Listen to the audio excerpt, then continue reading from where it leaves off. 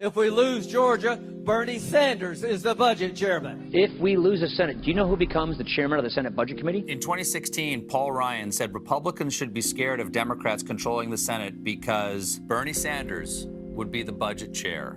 A guy named Bernie Sanders, you ever heard of him? Bernie's budget, Bernie Sanders speaking out on spending priorities. The Senate Budget Committee is really one of the most powerful in Congress because it controls the money. Sanders has been creating a new stimulus package that could include an emergency universal health care program so that anyone can get medical treatment during the pandemic, whether they currently have insurance or not. We are proposing to raise the minimum wage so that people can earn a living wage. The American people are hurting very badly. What do the American people want, Lindsay? They want us to create jobs. They want us to rebuild a crumbling infrastructure and create millions of jobs. We now have the opportunity to move this country forward with a very different set of priorities. Sanders has no problems being loud and bold. Bernie is a man of his convictions. I think the job of many of us is to keep banging away over and over again and ask why it is that we end up having millions of people sleeping out on the street. My friend Bernie Sanders, I can think of no more passionate, devoted ally to working people in this country. Senator Sanders says that he will use budget reconciliation process to boldly address the needs of working families. We're talking about moms trying to feed their kids, people worried about being thrown out on the street. The landlord here has started an eviction process against us. Never thought I'd be in this situation ever. I have no money for rent. If we get kicked out of our house, where are we going to go? 1 out of 4 corporations doesn't pay a nickel in taxes. We are going to start to tax the wealthiest people in this country and the largest corporations. We just voted the largest military budget in the history of this country, $740 billion. The Pentagon can't even do an independent audit. There's an enormous amount of waste in that budget, but no one worries about that. But when it comes to the mom and dad who are struggling to put food on the table for their kids, oh my God, we're worried about the deficit. I need help because I'm about to be homeless. What our job has got to be is to bring people together around an agenda that is in fact supported by the vast majority of the American people.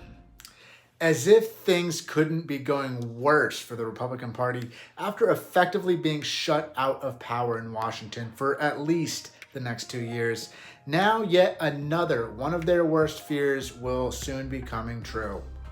Bernie Sanders will be the next chairman of the powerful Senate Budget Committee. In this highly coveted position, Senator Sanders will exercise significant authority over legislation that involves taxing and spending in the federal government. So quite a broad range of responsibilities.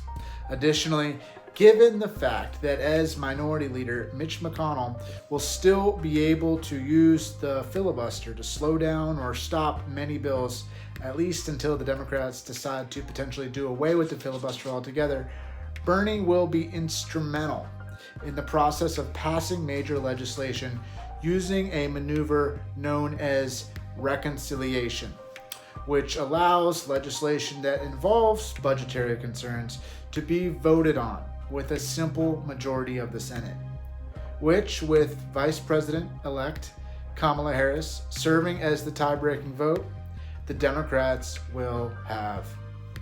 So Bernie Sanders has found himself in a very, very important position at an incredibly important time.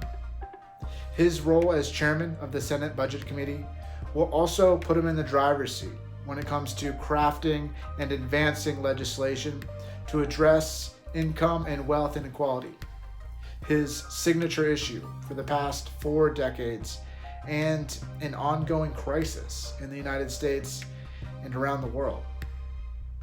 Now that the Democrats hold a power trifecta in Washington with the House, Senate, and the White House, the pressure is going to be on to deliver some real reforms.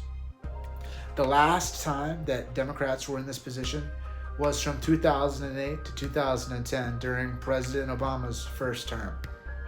And safe to say that there were some issues with what came after that. But this isn't 2008. And the Democratic Party, it would appear, has come to terms with the fact that the Republican Party does not seek to compromise with them to find solutions for the American people. it's painfully clear that any progress that gets made in this country, whether it's on health care, COVID relief, or climate change, is going to come from Democrats leveraging their power to make it happen. And to help this process along, there is no better person to have at the helm of the Senate Budget Committee than Senator Bernie Sanders.